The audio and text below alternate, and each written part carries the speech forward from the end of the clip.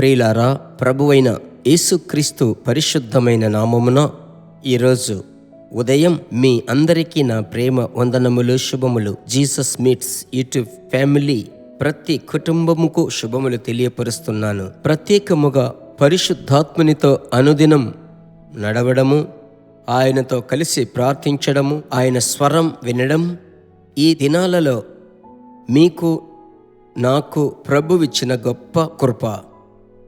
ప్రభువుకు మహిమ కలుగునుగాక. ఈ దినమంతయు మీరు విజయవంతమైన వారుగా, విజయవంతమైన జీవితము జీవించుటకు ఈ దినం పరిశుద్ధాత్ముడు ఏం చెప్పుచున్నాడో విందామా?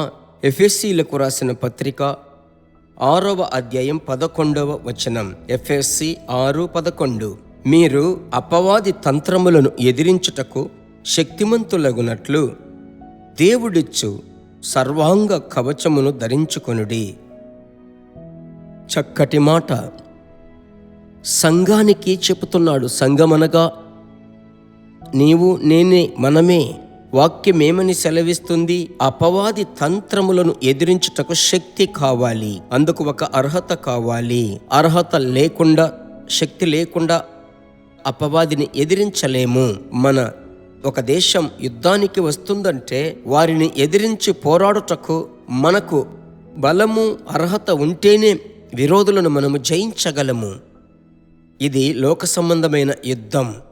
అన్ను దినము ఒక దేవుని బిడ్డకు విరోధముగా పలు రీతులుగా సాతానుడు తన దుష్ట అంబులను, బాణములను, గలిబిలిని తీసుకొని వస్తాడు. హృదయములో దిగులును తీసుకొని వస్తాడు. ఈ ఉదయ కాలముననే మీరేం చెయ్యాలి? అభిషేకములో నింపబడి పరిశుద్ధాత్ముడా, ఈ దినమంతయు నా ఆత్మ, నా ప్రాణము, నా శరీరము, నా కుటుంబము, ప్రత్యేకముగా నా పిల్లలు, నా యొక్క రాబడి, నా ఆత్మీయ జీవితం, నా ప్రార్థన జీవితం, ఇవన్నీ వీటన్నిటికీ విరోధముగా పోరాడాలని తలంచే సాతాను యొక్క తంత్రములను నేను జయిస్తున్నాను అని మీరు కొద్దిసేపు అన్య భాషలు మాట్లాడి ప్రార్థించాలి. అప్పుడు రోజంతా పరిశుద్ధాత్ముని యొక్క కాపుదల మిక్కిలి బలముగా ఉంటుంది. కొన్ని సందర్భాలలో ఒక ప్రేరణ వస్తుంది. శత్రువు మిమ్మలను ఎదిరించుటకు వస్తున్నాడు. ఆత్మలో ఒక ప్రేరణ కలుగుతుంది.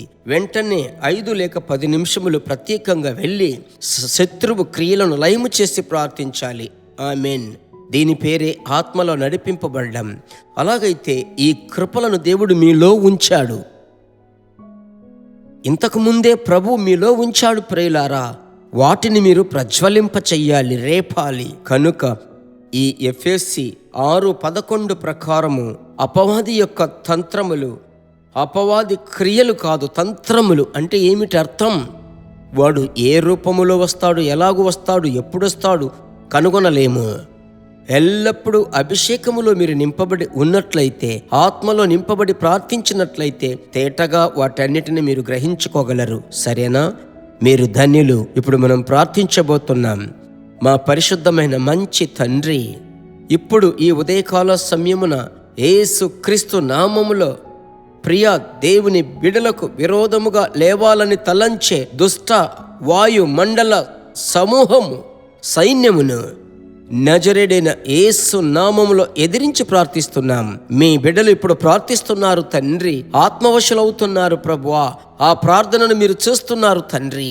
శత్రువు ప్రభువా వెనుకకు తిరుగునుగాక, వాడు తల దించుకొని పరిగెత్తునుగాక. ఈ దినమంతా బిడ్డల యొక్క ప్రయాణములను, ప్రయాసములను, ప్రార్థనలను, హృదయ వాంఛలను అన్నిటిలో మీ కృప ఉంచండి. మీరు కావలిగా ఉండండి, ఆశ్చర్యముగా నడిపించండి. ప్రార్థన ఆలకించారే, మీకు స్తోత్రం.